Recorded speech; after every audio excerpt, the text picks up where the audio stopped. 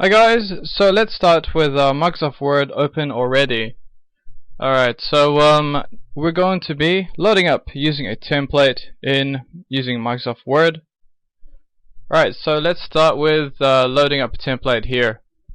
At the top, let's go to File here. So click File, left click that.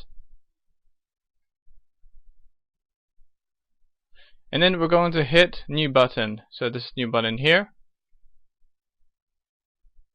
And we are presented with our options for templates. So you can see a lot of options there. And we're going to click on our flies option. So that's this one here. Just left click that. Just let that load up. Okay, so we have more options for flyers. Now we're going to go to event flyers. So we just left click this one here. And again, we're presented with more options to make flyers. So for the purposes of this tutorial, we're going to create a birthday event flyer. So let's scroll down to this one here, birthday event flyer with a cupcake.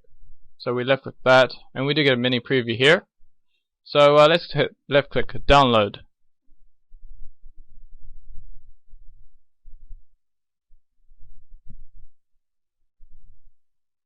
And yep, we should give it a minute, and here we go. We have our Happy Birthday Oliver template loaded up for us.